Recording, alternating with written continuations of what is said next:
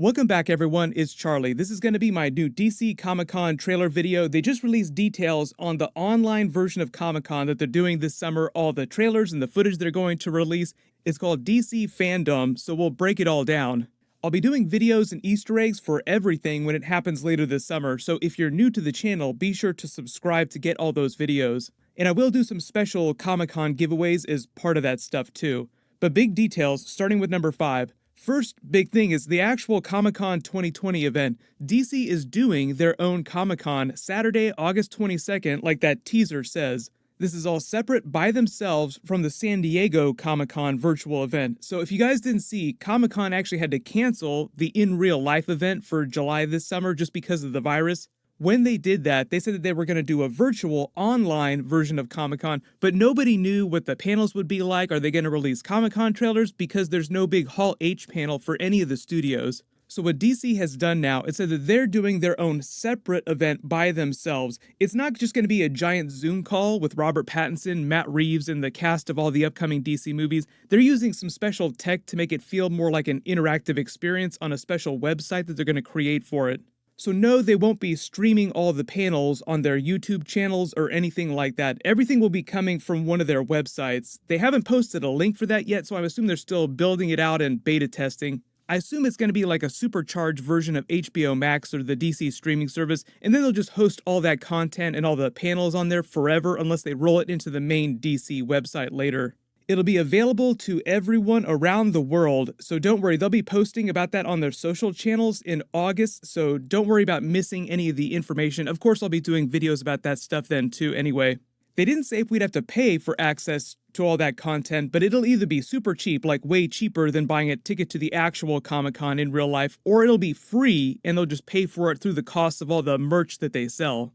But there's also going to be a separate San Diego virtual Comic-Con event online during the weeks of July that the normal Comic-Con would have happened, but they haven't announced what panels are going to happen during that.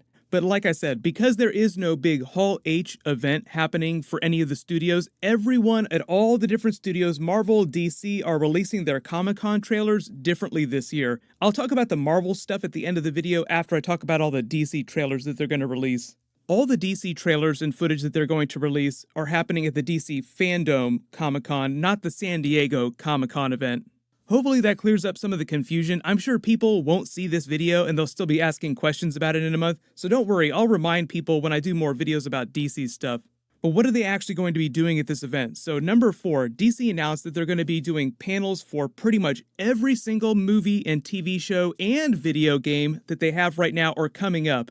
For those of you wondering about that new Batman game that they've been teasing for a while, there is going to be a lot of video game stuff happening at this online virtual event. There'll be a Comic-Con panel for the Justice League Snyder Cut, the Batman movie with Matt Reeves and Robert Pattinson, the Suicide Squad movie with James Gunn, Wonder Woman 1984 of course, because that movie is coming out in October now, right after the panels happen. There's even going to be a Comic-Con panel for the Black Adam movie with The Rock, if you can believe it, and they haven't even started filming that yet. So 3, which Comic-Con trailers and footage are they actually going to show off? Well, the way the reports are describing it, they're dropping first looks for the Justice League Snyder Cut, the Batman movie, the Suicide Squad movie, and a new Wonder Woman 1984 trailer, an early preview of the Black Adam movie, same for Shazam 2, and that doesn't include any of the upcoming TV shows, which they'll also be dropping teasers for too. But because of the virus, people haven't been filming anything, so there's probably not going to be a ton of TV footage for them to show off. They didn't specify whether or not they'd be releasing more concept teasers or previews of the big-budget HBO Green Lantern series, Justice League Dark, or the other DC HBO series that they're doing.